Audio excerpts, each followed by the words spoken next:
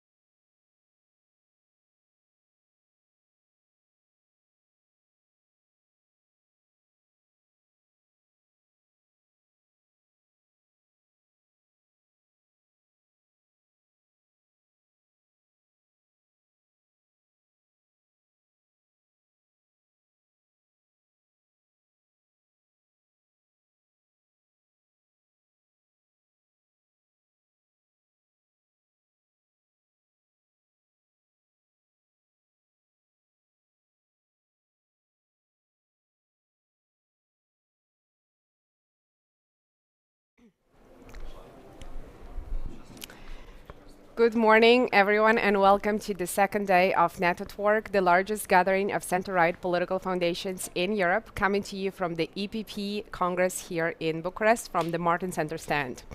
We start our day by talking about enlargement. This first policy debate is entitled Expanding EU's Reach, the Geopolitical Imperative of Enlargement, and is co-organized by two member foundations of the Martens Center, the Political Academy of the Austrian People's Party, and the Foundation Tunega, Pušik and Tesař from Slovakia. The discussion is moderated by the Martens Center Senior Project Officer, Katerina Jakimovska.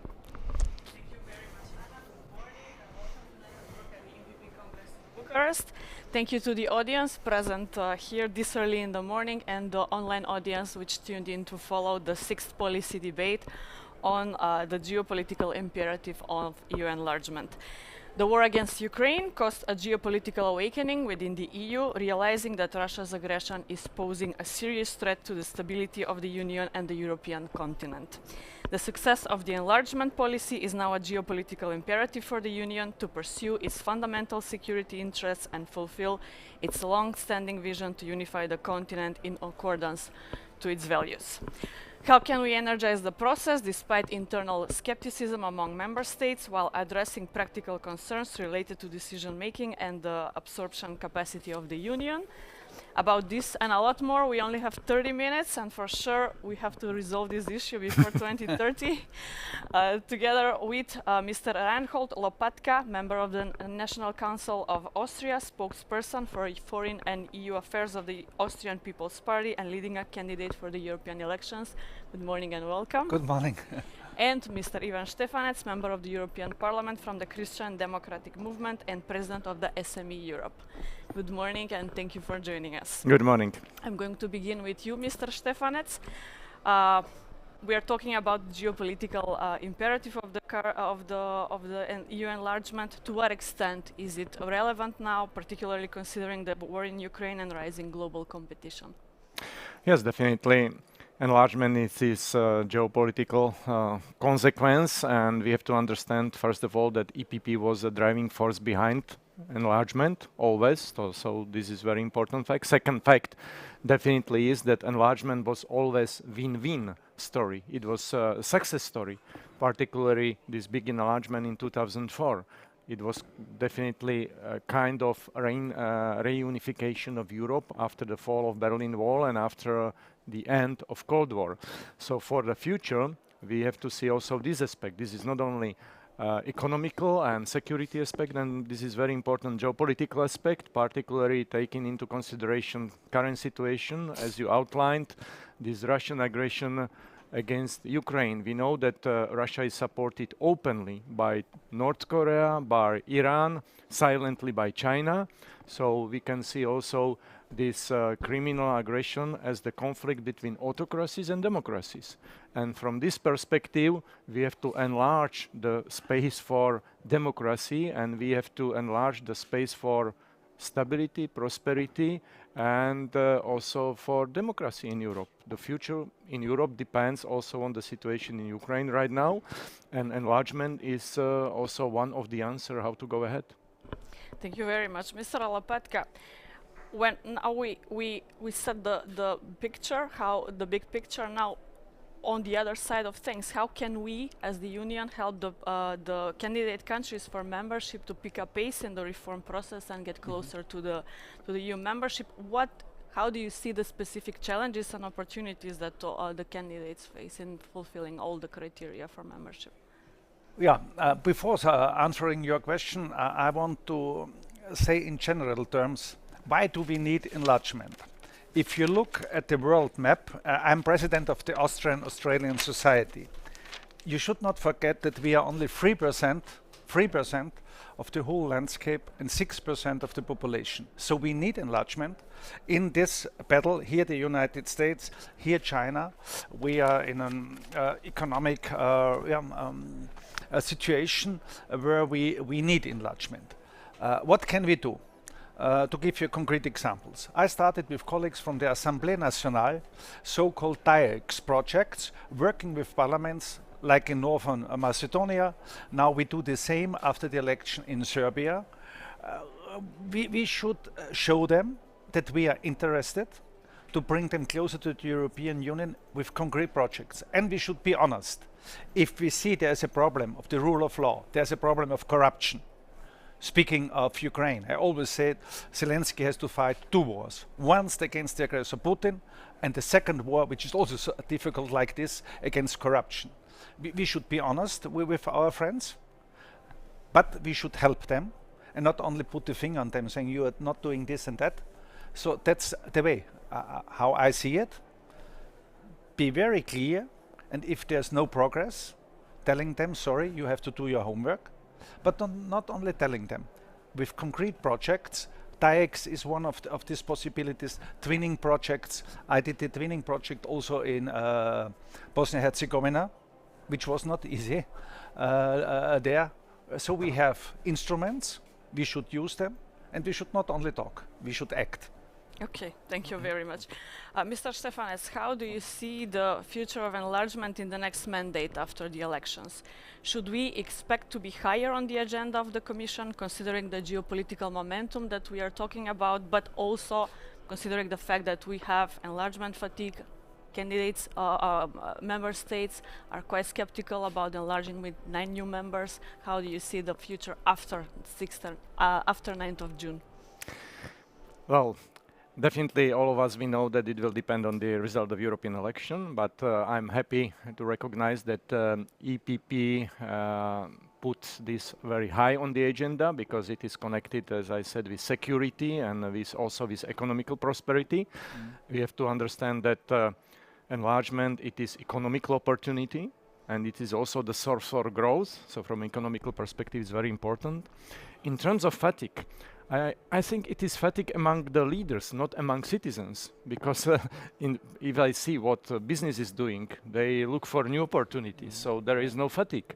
And also among citizens, there is no fatigue. Maybe there is fatigue or not enough political courage among political leaders. So those are two different items of this point.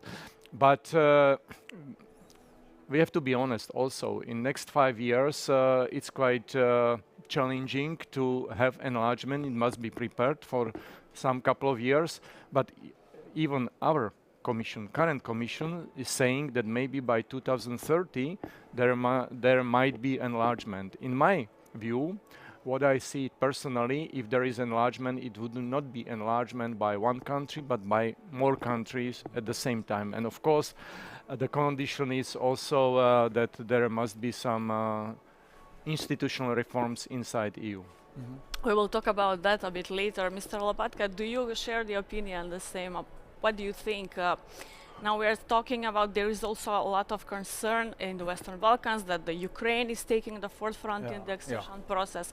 Are we going to be able to enlarge in one big page, in one big package, or because the pace is not the same in the reform process, even within the Western Balkans, there are candidates which are a bit more front, a bit in the back. So how do you see this? To say it very open and not diplomatic, I see 3 countries in the Western Balkans very close to membership. I see Northern Macedonia, Albania and Montenegro.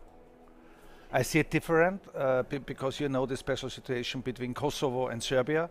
Yesterday I had a meeting of the Council of Europe because we discussed their membership of Kosovo in the Council of Europe, and it was not easy. We had this discussion in the Council of Europe yesterday, and 2 days ago we had a meeting of all the national parliamentarians with the European Parliament on common foreign and security policy in Bruges, and there we had the same discussion, especially was speaking of Kosovo and Serbia, and then there's a special situation in Bosnia-Herzegovina, as we know. Speaking of a real state and the wish of all these communities there to be part of this state, Republika Srpska is a special problem there.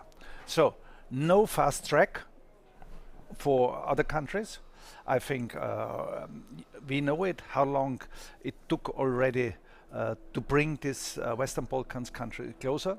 So we should put pressure also on us with a concrete date, I think. And I see these 3 countries very close to the European Union because 2013, it's a long time ago. Croatia joined the European Union, and both sides are big winners.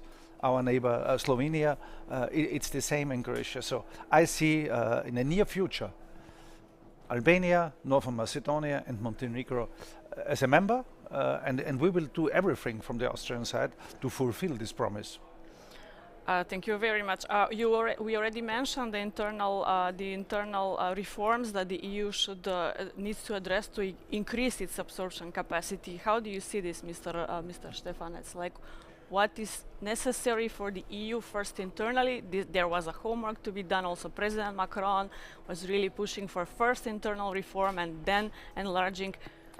There is also like this, I would say, flirting with the 2030 date. Is it realistic? What is the homework to be done first? Homework to be done first is to make institutional reforms, particularly for decision making. We know that we are too slow in terms of decision making processes, so it means to change qualified majority, particularly for security and foreign policy, and also to make some changes in terms of how institution work, particularly between Commission and Parliament. Another point is the potential reform of agriculture policy. We know that if we have enlargement for more countries, I doubt that we have enough sources for agriculture policies, and there is some resistance for that. And we have more challenges coming. We are living in environmental and digital transition, so we have to prepare ourselves also to address those challenges. So definitely there is general agreement that enlargement should go ahead, but also there is general agreement that before enlargement, European Union should change inside, and we have to be much more flexible, and we have to be prepared for this enlargement. Thank you very much. I would ask you the same question, Mr. Lopatka, because I see a huge problem if you compare the situation after the Treaty of Lisbon, 2008, 15 years, we were not able, what you mentioned, to change the treaty. Because we had one crisis and then the next one. Financial crisis, migration crisis, this pandemic, which is until today, for a center-right party like my party, a big problem in Austria. Because we had to take measures, and where the populist far right-wing parties used all this. So and now we have the war in Ukraine. And there's a ring of crisis and wars around Europe, speaking of Gaza and Israel. So what I want to say is we should be focused in the next period on both, really to reach some concrete results. In enlargement, as I mentioned, I see it possible to have enlargement, and the same when we have this enlargement to use it for institutional reforms. And it was a pity that there was coronavirus when the Commission started this conference on the future of Europe. So we were stopped, and then I was member of this. It didn't work as it should have because of the virus and so on. So what I want to say is we need concrete steps. After a long time, we were not able. We were not able to have concrete results in enlargement. We were not able to change the treaty. Before this, we had Nizza, we had Amsterdam, we had Maastricht. And you see, after 5-10 years, we were able. Now, 15 years, without any change. You mentioned about this, that there has been a long time, there has been some status quo, especially in the region of the Western Balkans. Do you expect now that the enlargement is quite prolonged? I would say no, as you mentioned, no enlargement since 2013. Do you expect that the region opens up also for the foreign actors, for other external actors? There is a void in the region, especially Russia is trying there, China is present, Turkey is there as well. Even the United Arab Emirates in Bosnia and Herzegovina are quite present. How do you see, like, would you agree that the longer this is prolonged, the space will be emptied, and it will invite foreign actors to exercise their interest there? I see all this, but we should not be too pessimistic. By far, number one, if you look at foreign direct investment, these are European countries and not Russia. Sorry, look at foreign direct investment. Russia is weak. Yes, Turkey is active. China. And China in special infrastructure projects. You are absolutely right.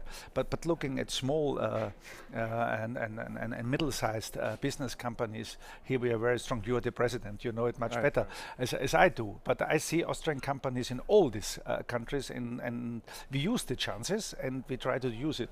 So what I want to say is, it costs some money, but we should also see the costs if we are not able to bring them in the European Union. These costs, speaking of security and all this, are much higher.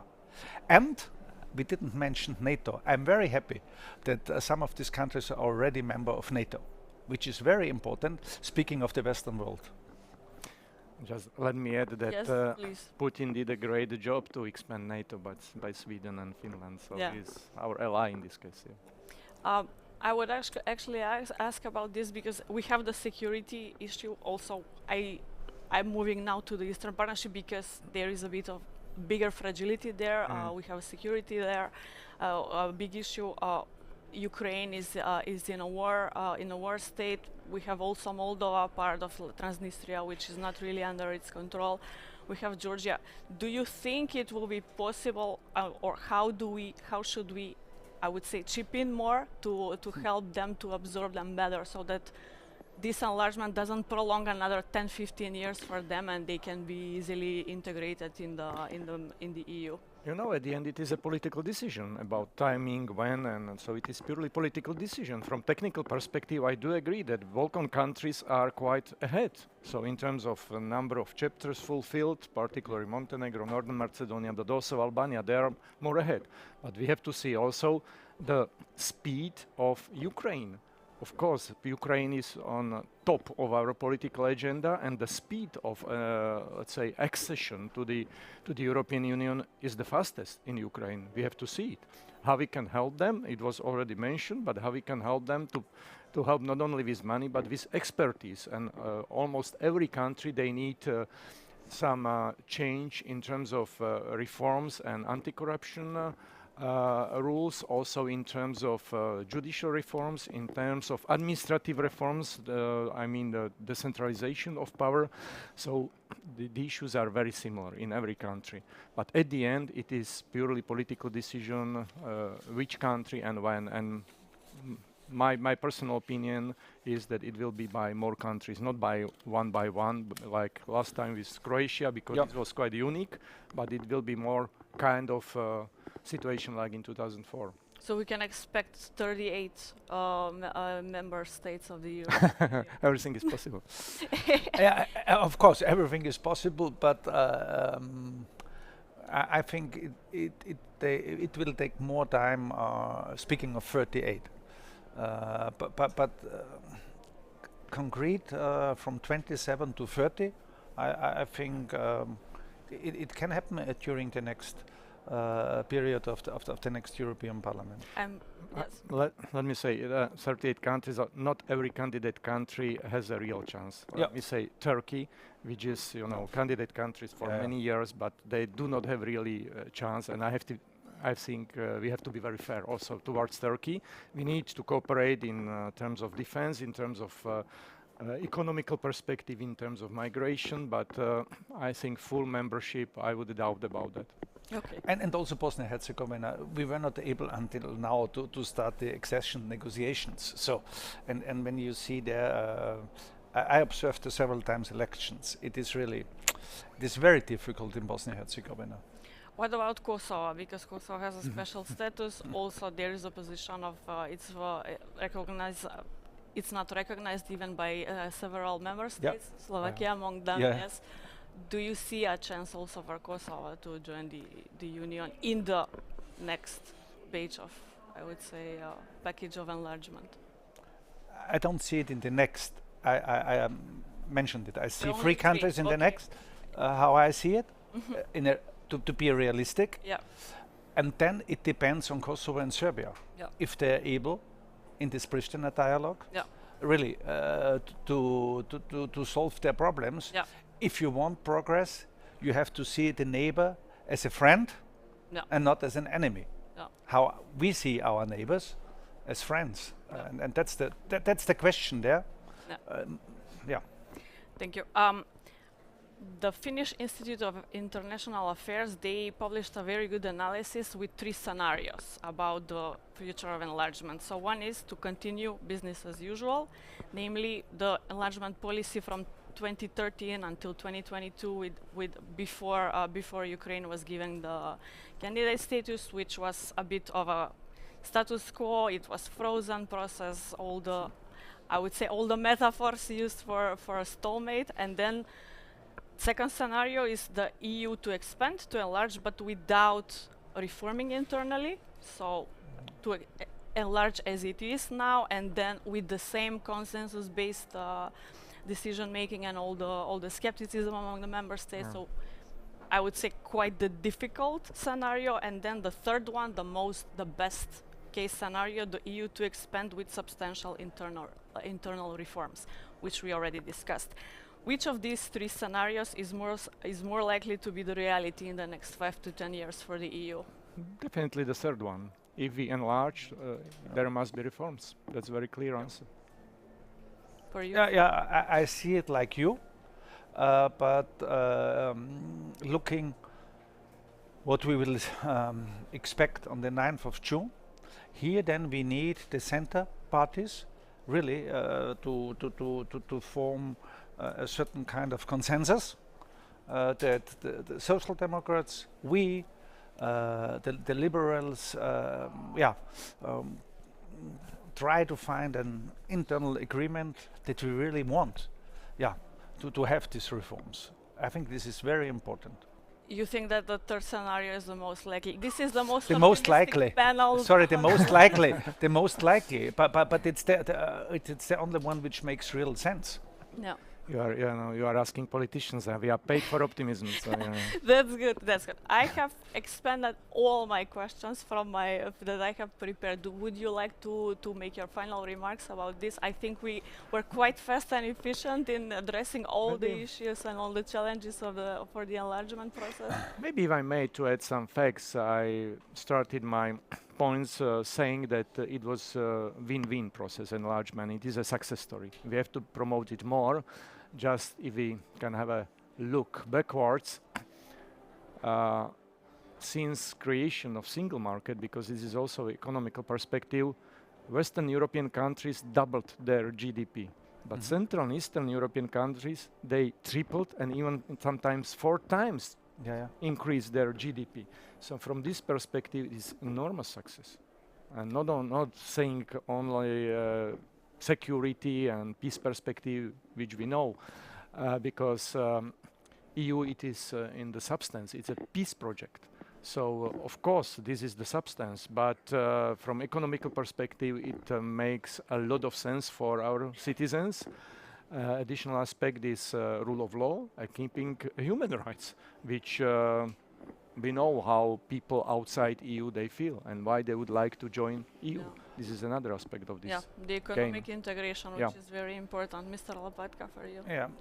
First of all, I want to say that I think it was very important to grant this candidate status to Ukraine and Moldova. I think in times like this, it was very important also as a sign, as a signal of solidarity. But it will take time. We should be honest. Second part, the Western Balkans. Here we have a long time of negotiations and projects from the European Union. Here we should accelerate. We should be more concrete. And maybe a third point I want to mention is we should have also beside this in our mind how we will act with our neighbors around the European Union, especially with Northern Africa. I think this is also very important, and to think about the special status with Turkey. I mentioned before NATO. I think it is important for the European Union to have Turkey in the NATO. And so we should not forget Turkey. I don't see them as a member. But we don't win anything if Turkey is moving away, speaking of the rule of law, of human rights and all these issues. Beside Ukraine and Moldova and Georgia, to put them in one basket, and the Western Balkans, we should have also in our mind, especially Turkey and Morocco, Tunisia, and all these countries. They are very important for us because one of the main issues, and our people have a lot of concerns, is this illegal migration, and therefore we need also these countries as partners. Yeah. Maybe if I may add one point regarding Western Balkans. I think the situation in former Yugoslavian countries, it is the best example how EU integration works. 30 years ago it was Yugoslavia, it was one country.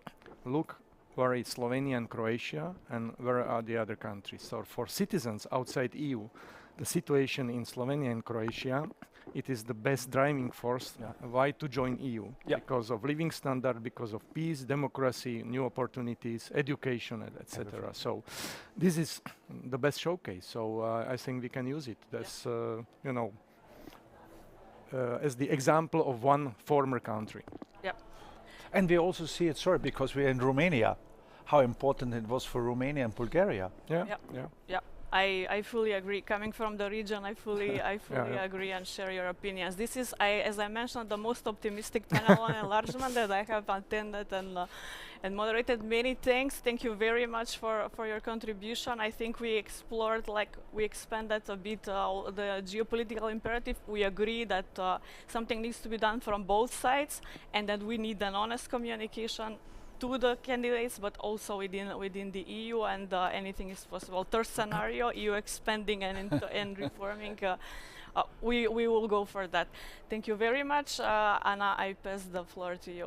Thank you so much, Katerina, and thank you, panelists. A round of applause for our excellent first debate of the morning. Thank you also to our audience here and to our viewers. We will reconvene at 11 here at the Martens Center stand for the last panel of Net at Work 2024. So be sure to come to our stand or to tune in online. See you soon.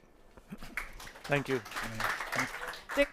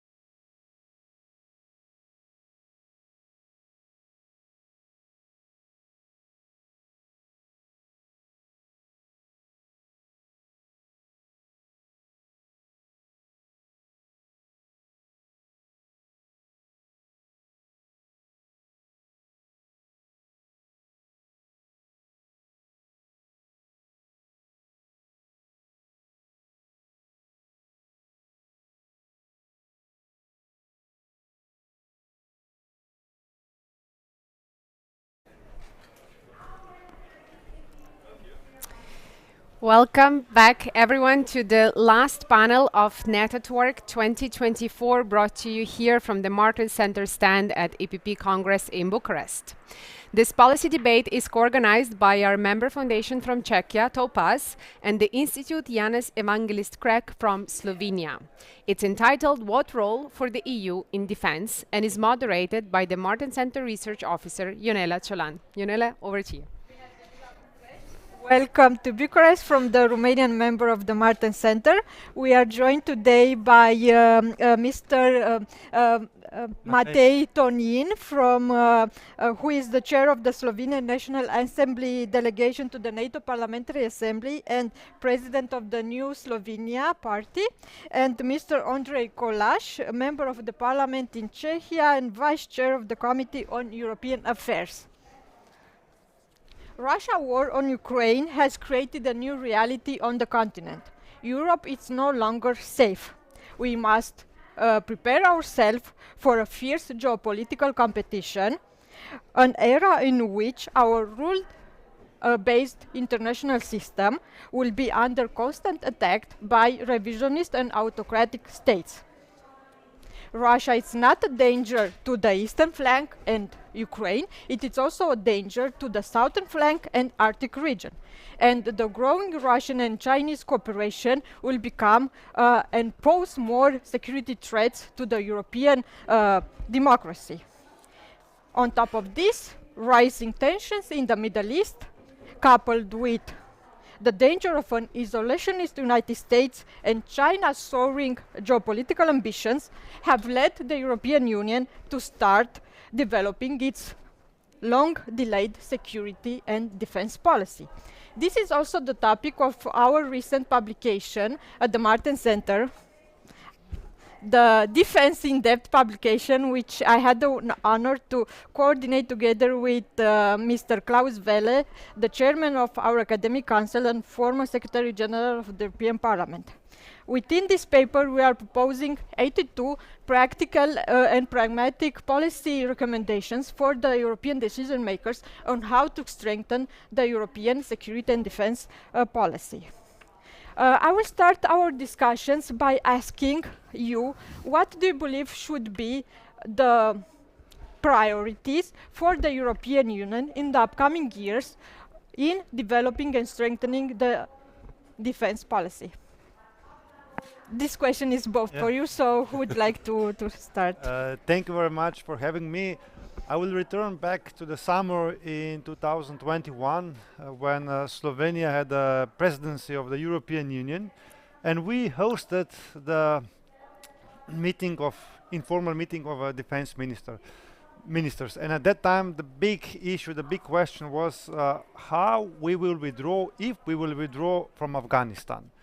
And I will remember that at that time, Annegret Kramp-Karrenbauer, German defense minister, asked us in a room, are we willing, are we capable to stay in Afghanistan and defend what was made in the last 20 years?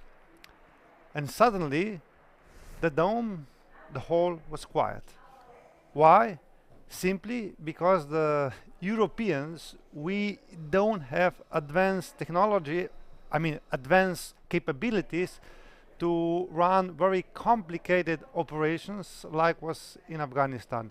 So I think that was a clear reminder that we have to do more in terms of defense, and this paper, what you presented today, it's a good roadmap where we have to go, how we have to change, how we have to develop our capabilities, and how we have to change our institutions. And paper, it's a good one, it's a concrete one, but now we have to deliver. And for you? What Hello, should be our everyone. priorities when working on defense? I think we have to actually go one step back behind all these challenges that are being described in this paper, which is very good actually, and I thank you for that. And when I speak about taking one step back, I think that we have to sort of rethink neutrality. We still have states that are neutral in the EU. We've seen that neutrality is something that um, is actually falling behind today in today's reality. We've seen that states that have been long time neutral, like Finland and Sweden, have joined the NATO, the defensive alliance. But as I said, we still have states in the European Union who are neutral, and frankly, I don't know if they want to change that stance. As long as we deal with this neutrality concept or issue, it will be very hard to move forward in any field that is described in this paper or in any discussion regarding defense. So as long as we don't overcome this issue, it will be very hard to move forward, I think. Now, I have a question because we are speaking in Europe and especially in the academic and military community about the fact that we might face a Russian attack on NATO and European continent, EU territory in the upcoming 3, 5, 7 years based on different scenarios. How serious do you think the Russian threat to the European Union is? If you listen serious European defense ministers, the threat is real. And when we look back again in the history, we can see that Putin has war cycle each 6 to 8 years. We can remember possibly the Second Chechen War. It started in the beginning of 21st century. Then it was 8 years. We can add 8 years, and we are in 2028 when Putin attacked Georgia. Then we add 6 years, and we had the invasion on Crimea.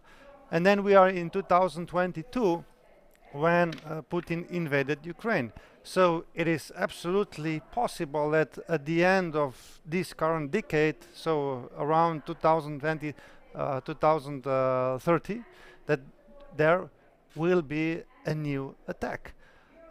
This cycle is quite visible. Obviously, Russian economy and Putin needs 6 to 8 years to re-establish and to build capabilities which were destroyed in the previous wars, to mobilize forces, and then he tries to find a new war. That's simple but brutal reality. And especially now when we are fighting against, let's say, fatigue, war fatigue in Ukraine, and if Russia wins in Ukraine, that would be a catastrophic message to the Western Hemisphere, in a way that in today's world we can change the borders with a force. We can attack smaller and weaker nations. That's definitely devastating for the rule-based international relations. And if this happens, who will stop Putin in next 5, 6 years if he is successful in Ukraine, that maybe he won't invade in 5, 6 to 8 years Baltic states? This is actually one of the questions that we also try to pose in our publication, and we try to bring up policy recommendations on how to strengthen both the European Union but also the European pillar of NATO in order to make sure that we have a sufficient deterrence to prevent something like that. You know, for deterrence is crucial defense investments. Deterrence means that you convince your adversary that he won't attack you because you are so strong. And the problem is that we use a peace dividend after the Cold War, and that we simply don't have capabilities. And if we want to build capabilities, we need to invest more. So if we compare the investment in defense in time of a Cold War for European countries, approximately was around 3% of GDP. 10 years ago, it was, 2 countries in Europe which spend 2% for the defense. Now we will reach that around 18, soon 20 member states of NATO will fulfill this goal and spend 2%. So it's quite simple. We have to invest more, we have to spend smart, and we have to buy European. Because, you know, when I'm speaking spend more, it's easy. We have to provide more in our budgets. when I'm speaking, we have to spend smart. I'm thinking that, for example, US has 30 defense systems. European Union have 170 defense systems. So that means expensive production. That means that for the money we can produce less, or it is more expensive, and that's why the emphasis is that we have to join forces and spend, of course, in a smart way and support European defense industry. I totally agree with you. Coming back to the question, Mr. Kolash, the same question to you. How serious is the Russian threat to the European Union territory? It's very serious. As my colleague mentioned, we have to go back to 2008 when Russia invaded Georgia and annexed part of its territory. And I think this was the first wake-up call that we just missed. You know, the second wake-up call was in 2014, and we can see that Putin is actually testing where he can go and where we will let him go. And I don't know how many wake-up calls do we need to realize that the threat is here, that it is serious, and that we actually are already in war with Russia. Luckily, it's not a conventional war yet. It's only a hybrid war, but the threat is here. The threat is serious, and we have to do something about it, you know, because it may happen that we can see it around Europe, that there is this war fatigue, as was mentioned. We can see that there are states which are sort of shifting away from our policies and are kind of inclining towards the Kremlin, not only with their rhetorics, but with their actions as well. We have seen in the last week or a few days ago that the new Slovak foreign minister has met with Sergei Lavrov, you know. This is very dangerous, because as long as we accept Russia's policy, then all the talks about defense, all the talks about a joint European approach are dead, are gone, you know, are useless. We need unity, and we actually need to, I don't know if we like the capabilities. I think that what we lack is the courage to actually make the necessary steps, you know. Going back to what I said at the beginning, we have to really convince everyone in the European Union that being neutral is not something that we need today, you know. We need very clear approach. We need to redefine many things, and we have to really start working on keeping Europe a safe place and making Europe one of the world's leaders when it comes to defending the values that we stand on, you know. And we cannot do this unless we unless we realize that Russia really is a threat and that we cannot make any steps back when it comes to dealing with Russia. I totally agree with you, and I agree with your comment on the fact that we need courage. And what I would also like to add, that we also need a bigger level of ambition, because the past days the European Union DG DEFIS has published the first European defense industry strategy, and it only allocates 1.5 billion euros for that for the period of next 3 years, while we need at least 100 billion euros for this. So we see the level of ambition currently is quite low. But moving forward with the question, we were currently discussing about the focus on continental defense. Should we only focus on this, or should the European also try to, and by European Union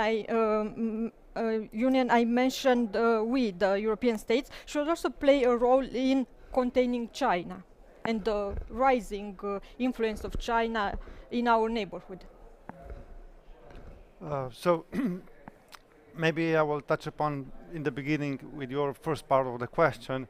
So we have great ideas, even in the EPP program, in the EPP manifesto, in this publication, they are great ideas. So how we will change ourselves, how we will invest more in defense, how we will change our institutions. But now it's really crucial point that we deliver. The ideas are very good.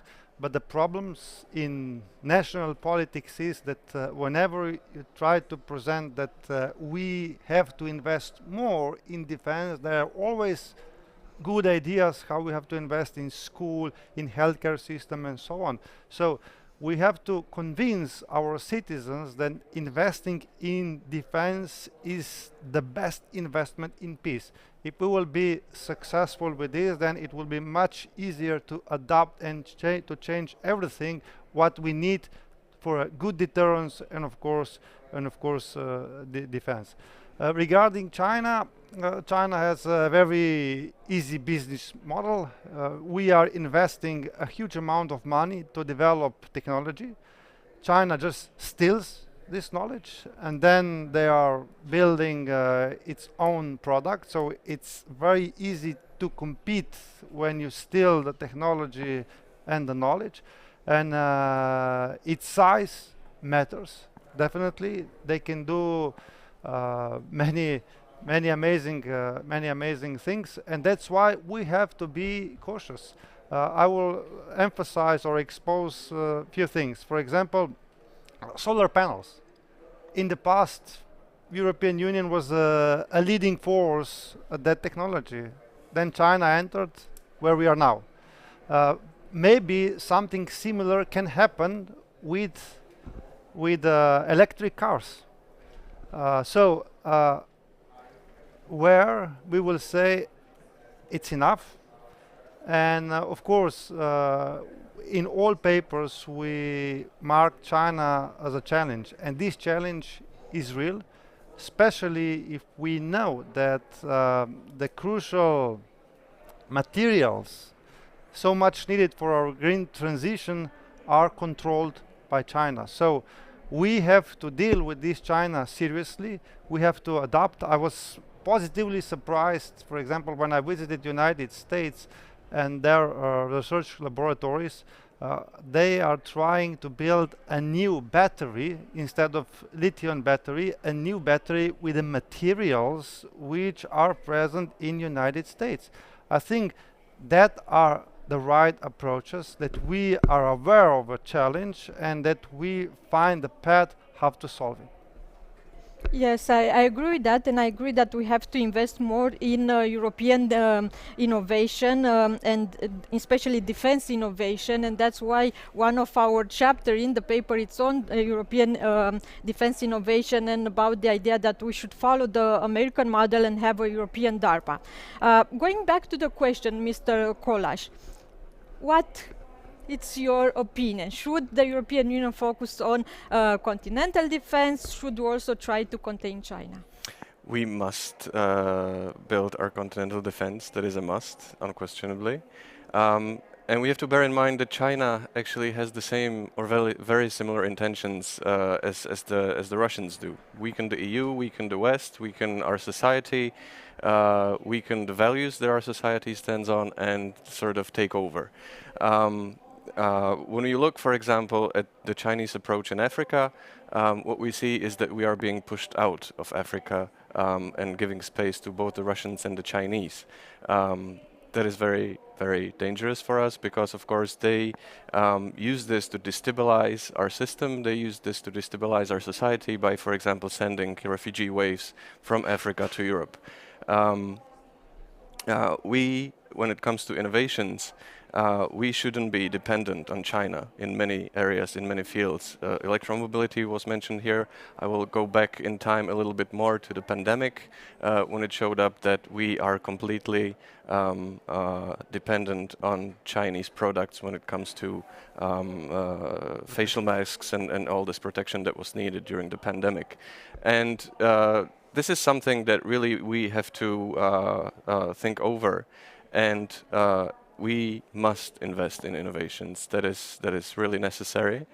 And if we don't do that, we might one day find ourselves not only falling behind, but actually being taken over by the Chinese, who are very eager to do this, you know. So there's a lot to do. I agree with you on that.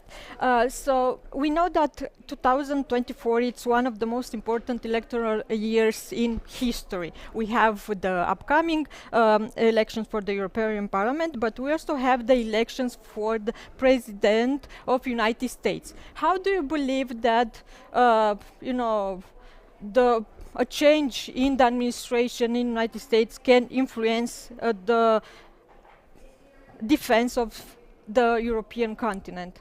Or do you believe that there will be a change in the cooperation among the partners?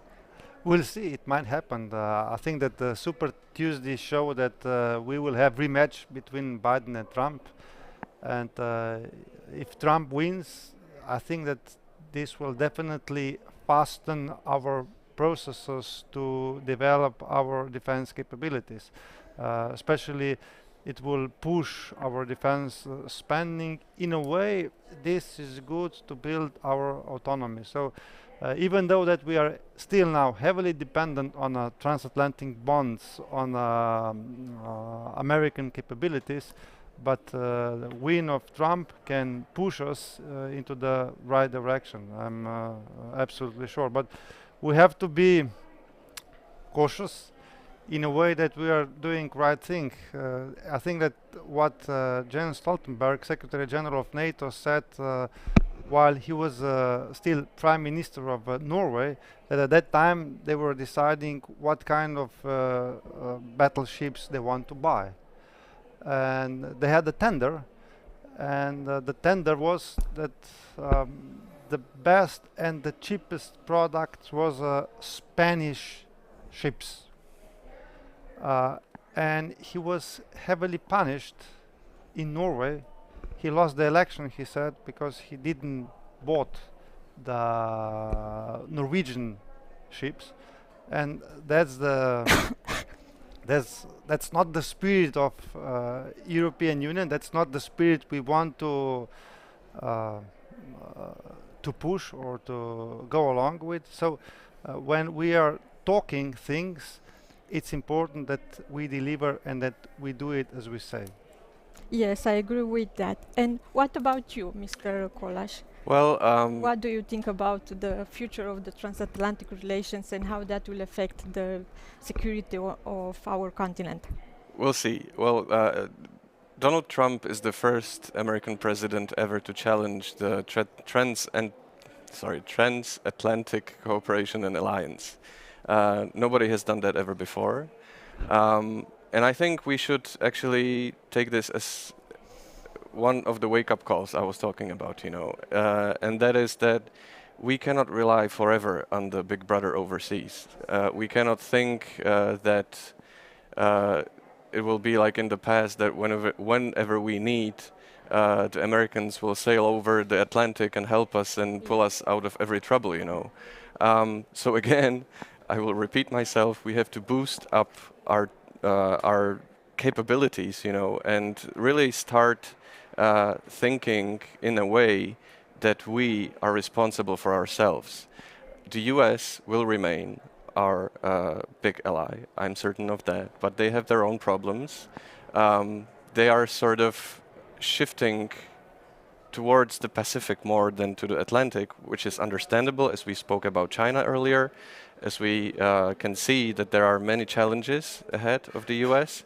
And if we want to keep them as our ally, which is inevitable and crucial for us, we have to play our part, actually. We have to contribute much more than we have, and don't give the Americans this sort of need to say that we are not the ones who are playing the part, This could be very dangerous for the future, because if we play the role of, and this might be a bit strong language, I'm sorry for that in advance, but if we play the role of the black passenger, then that would not work for us, and the Americans could see it very badly.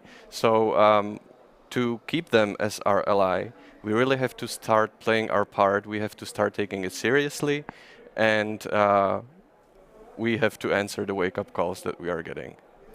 Thank you very much. I see that we are running out of time, so I will ask you both to summarize in 1 or 2 minutes a key message to our main panel's question: what role for the EU in defense? My main message will be, look, in the past, European Union accepted and confirmed strategic compass. and this strategic compass is a good document. Everything is written in it. So how we will develop our capabilities, command structure, rapid deployed forces, and so on. So we have to deliver. So my main message will be: let's go from the words to the concrete projects. Thank you. My main message is start realizing that there are enemies in the world that we have to deal with. Start finding our courage to deal with these issues.